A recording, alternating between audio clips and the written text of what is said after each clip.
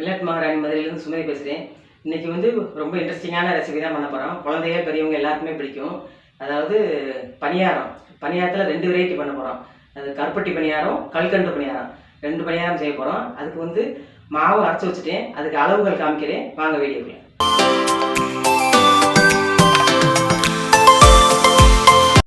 கருப்பட்டி கல்கண்டு 2 விதமான புளிப்பணியாரம் செய்ய போகிறோம். அதுக்கு வந்து நாம் நேற்றே ஊற வச்சு அரைச்சி வச்சுட்டேன். அதுக்கு அளவுகள் பார்த்துக்குங்க. 50 பச்சரிசி, ஒரு உலக்கு. இது வந்து காப்பிடின்றது கிராம் கணக்கில் பார்த்தா 300 கிராம் இருக்கும். இதுக்கு அரை உலக்கு புழுங்கல் அரிசி, அதாவது சாப்பாட்டு அரிசி, அரை உலக்கு புழுங்கல் அரிசி. அப்புறம் காப்பிடி பச்சரிசி, அரைக்காப்பிடி புழுங்கல் அரிசி. இதுக்கு வந்து உளுந்து வந்து 100 உளுந்து. இதில் ஒரு உலக்கு, சின்ன உலகில் ஒரு உலக்கு. அதுக்கு 1 டேபிள் ஸ்பூன் வெந்தயம். ஃபஸ்ட்டு இதை தனியாக ஊற வச்சுக்கிறணும். இதை அரைச்சிட்டேன். இதை அரைச்சிட்டு ஒரு 5 நிமிஷம் அரைச்சிட்டு கொஞ்சம் பொங்கி வரும்போது அப்புறம் 2 அரிசியும் ஒன்றா போட்டு அரைக்கணும். அரைச்சி நல்லா கெட்டியாக இருக்கணும் மாவு. அப்போ தான் ஸ்வீட் பணியாரம் செய்கிறதுக்கு நல்லாயிருக்கும். கெட்டியாக அரைச்சி உப்பு போட்டு மூடி வச்சுட்டேன். அது 8 மணி நேரம் ஆன பின்னாடி மாவு ஃபெர்மெண்டேஷன் ஆகி இந்த மாதிரி இருக்குது. நல்லா கல்கண்டு பணியாரம் பண்ணுறதுக்கு 100 கிராம் கல்கண்டு பவுட்ரு பண்ணி வச்சுருக்கேன். இதை வந்து நம்ம மாவில் போட்டு கலந்துக்கணும். ஆனால் வந்து மாவு இனிப்பு வந்து மைல்டாக தான் இருக்கணும். அப்புறம் அதுக்குள்ளே முழுசாக கொஞ்சம் கல்கண்டு போடுவோம். அதுக்காக ஒரு 2 டேபிள் ஸ்பூன் கல்கண்டு எடுத்து வச்சுருக்கேன். அப்புறம் ஏலக்காய் பவுட்ரு வந்து 2 பணியாரத்துக்கும். அப்புறம் நெய் 50 கிராம், கடலெண்ணெய் 50 கிராம் சேர்ந்து கலந்து வச்சுருக்கிறேன். பணியாரம் சுடுறதுக்கு நெய்யும் சேர்த்து வச்சா தான் நல்லாயிருக்கும். அப்புறம் கருப்பட்டி பணியாரத்துக்கு வந்து 1/4 கிலோ கருப்பட்டி, 100 கிராம் வெல்லம் வச்சுருக்கிறேன். வெறும் கருப்பட்டியை போட்டு பணியாரம் செஞ்சோம்னா கொஞ்சம் டேஸ்ட்டு தித்திப்பாக இருக்காது. கருப்பட்டி 3/4 பங்கு போட்டு 1/4 பங்கு வெல்லம் போடணும். அப்போ தான் நல்லா தித்திப்பாக இருக்கும். அதுக்கு இடையில மேலாப்பில் கொஞ்சம் போடுறதுக்கு முந்திரி, ஒரு 20 முந்திரி வறுத்து உடச்சி வச்சுருக்கேன். மாவு இந்த பவுலில் எடுத்துக்கிறேன்.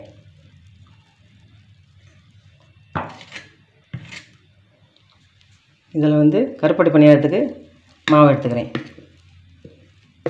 கல்கண்டு பணியாரத்துக்கு இந்த கல்கண்டை பவுட்ரு பண்ணி வச்சுருக்கோம்ல, அதை வந்து இந்த மாவில் பணியார மாவில் சேர்த்துக்குருவோம். அதை நல்லா கலந்து வச்சுக்கிடுவோம். நல்லா கலந்துட்டேன். இனிப்பு வந்து அவங்கவுங்க டேஸ்ட்டு பார்த்துட்டு தேவைக்கு தகுந்த மாதிரி போட்டுக்கோங்க. 100 கல்கண்டு நுணுக்கி வச்சுருக்கோம். டேஸ்ட் மைல்டாக தான் இனிப்பு இருக்கணும். அதுக்கு இடையில தான் நம்ம முழுசாக கல்கண்டு சேர்க்க போகிறோம். அதனால் மைல்டான இனிப்போட நடுவில் கல்கண்டு சேர்ந்தால் நல்லாயிருக்கும். இதுக்கு ஏலக்காய் தூள் போடுறேன். அவ்வளோதான். இதையும் கலந்துருவோம். ஏலக்காய் தூள், கல்கண்டு பவுட்ரு எல்லாம் கலந்து இப்போ கல்கண்டு பணியாரத்துக்கு மாவு ரெடியாக இருக்குது. கருப்பட்டி பணியாரத்துக்கு 1/4 கிலோ நல்லா பனங்கருப்பட்டி எடுத்துருக்கேன். சுத்தமான பனங்கருப்பட்டி போட்டால் தான் நல்லா வாசனையாக டேஸ்ட்டாக இருக்கும் பணியாரம். நுணுக்கி எடுத்து வச்சுருக்கேன். அதோட ஒரு 100 கிராம் வெல்லம் சேர்த்துக்கிடுவோம். இதுக்கு வந்து தண்ணி வந்து நிறைய ஊற்றக்கூடாது. ஒரு 1/4 டம்ளர் அளவு ஊற்றிக்கிறணும். ஸ்டவ் ஆன் பண்ணிவிட்டு இந்த கருப்பட்டியை கரைச்சிக்கிடுவோம். கருப்பட்டி நல்லா கரைஞ்சிருச்சு, வடிகட்டிக்கிடுவோம். கருப்பட்டி பணியாரத்துக்கு ஏலக்காய் தூள் போட்டுக்கிறேன். கலந்துட்டு மாவு கெட்டியாக வைக்கிறதுக்கு சொல்கிறதுக்கு காரணத்துக்கு வந்து இந்த கருப்பட்டி பாகு ஊற்றுவோம்ல, அப்போ கொஞ்சம் தண்ணி ஆகும். அதனால தான் முதல்ல கெட்டியாக வச்சுக்கிறணும். இப்போ கருப்பட்டி பாகு ஊற்றிக்கிறோம். தேவைப்படுற அளவுக்கு ஊற்றிக்கிறணும். இன்னும் கொஞ்சம் ஊற்றிக்கிறேன். இப்போ இனிப்பு பார்த்து அளவாக கருப்பட்டி 3/4 கருப்பட்டி ஊற்றிட்டேன். அதாவது ஒரு 250 கருப்பட்டி, ஒரு 50 வெல்லம் சேர்ந்துருக்கும். அந்த அளவுக்கு போட்டவும் நல்லா தித்திப்பாக இருக்குது.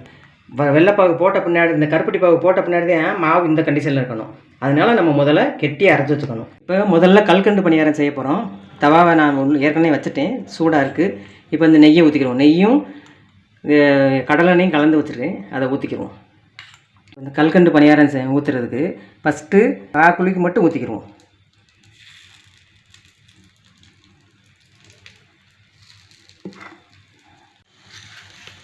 இப்போ அது மேலே கொஞ்சம் கல்கண்டு போடுறோம். கல்கண்டு பணியாரத்துக்கு இந்த க்யூபாக இருக்கும்ல, அந்த கல்கண்டை போடுறோம். இப்போ அதை கவர் பண்ணுறதுக்கு லேசாக மேலே மாவு ஊற்றிக்கிறணும். அந்த கல்கண்டு போட்டோம்ல, அதை கவர் பண்ணுறதுக்கு லேசாக மேலே கொஞ்சம் மாவு ஊற்றி மூடி வைக்கணும். இப்போ மூடி வச்சுக்கிறேன். இப்போ பணியாரம் வந்து ஹை ஃப்ளேமில் வைக்காமல் சட்டி நல்லா காஞ்சதும் மீடியம் ஃப்ளேமில் வச்சு தான் ஊற்றணும். இப்போ ரெடி ஆகிடுச்சு, திருப்பி போட்டுக்கிறோம். இந்த பணியாரம் வந்து நம்ம நடுவில் கொஞ்சம் கல்கண்டு போடுற ட்ரிக்கு எதுக்குன்னா, கொஞ்சம் கரைஞ்சும் கொஞ்சம் கரையாமையும் லேசாக கொஞ்சம் கடிபடும் வாயில். அப்போ ரொம்ப ரொம்ப டேஸ்ட்டாக இருக்கும். கல்கண்டு சுற்றிலும் மைல்டான ஒரு இனிப்பு, நடுவில் கொஞ்சம் தித்திப்பான இனிப்பு, அதில் கொஞ்சம் லேசாக க்ரன்ச்சியாக கொஞ்சம் கல்கண்டு 1 2 இருக்கும். அது வந்து குழந்தைங்களுக்கு செஞ்சு கொடுத்தீங்கன்னு வச்சுக்கோங்க, ரொம்ப ரொம்ப விரும்பி சாப்பிடுவாங்க. நல்லா வெந்துருச்சு. 1 நிமிஷம் வச்சுருந்தேன், வெந்துருச்சு. இந்த எடுத்துக்கிறோம் நீ.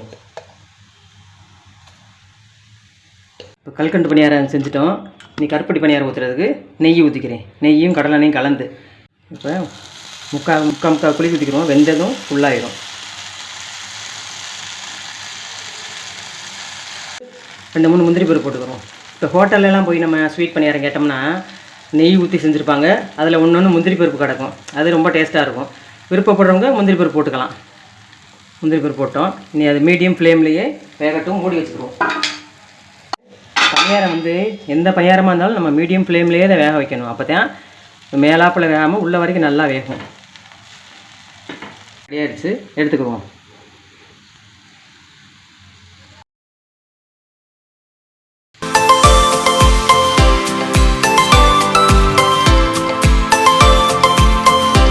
இப்போ 2 பணியாரமும் ரெடி ஆகிடுச்சு. கல்கண்டு பணியாரமும் கருப்பட்டி பணியாரமும்.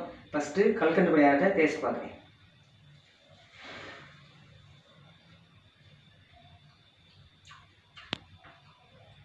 ரொம்ப ரொம்ப அருமையாக இருக்குது. சுற்றிலும் மைல்டான இனிப்பு, அந்த கல்கண்டு இனிப்பு. இடையில வந்து உங்களுக்கு கருக்கு அந்த கல்கண்டு கடிப்படுது.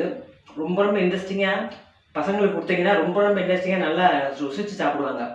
அவ்வளோ அருமையாக இருக்குது. இன்னும் கருப்பட்டி பணியாரம் டேஸ்ட் பார்க்குறேன். இதில் இடையில முந்திரி பருப்பு போட்டிருக்கிறது இன்னும் நல்லா ட்ரிக்காக இருக்கும். சூப்பராக இருக்குது. ஆனால் எனக்கு வந்து கருப்பட்டி பணியாரமாக இருந்தாலும் கருப்பட்டி பாலில் டிப் பண்ணி சாப்பிட்டா பிடிக்கும். எத்தனை பேருக்கு அப்படி பிடிக்குன்னு தெரியல, ஆனால் எனக்கு ரொம்ப பிடிக்கும். டிப் பண்ணி சாப்பிட்டு பார்க்குறேன். கருப்பட்டி பணியாரம், கருப்பட்டி பால், அதை டிப் பண்ணி சாப்பிட்றேன்.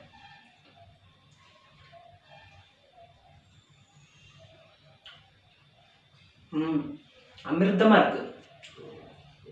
கருப்பட்டி பாலை டிப் பண்ணி சாப்பிடும்போது ரொம்ப ரொம்ப அருமையாக அமிர்தமாக இருக்குது. இந்த பணியாரம் வந்து எல்லாருக்கும் தெரிஞ்சிருக்கும். ஆனால் பிகினர்ஸாக இருக்கவங்க அந்த அளவுகள் நான் சொன்ன அளவுகள் கரெக்டாக போட்டுக்கோங்க. அரைக்கிற வீடியோவும் இந்த காரப்புளி பணியாரம் ஒரு பணியாரம் முதல் போட்டிருந்தேன். அந்த மாவா எப்படி எந்த பகுதியில் அரைக்கணும்னு தெரியாதவங்க பார்த்து தெரிஞ்சுக்கோங்க.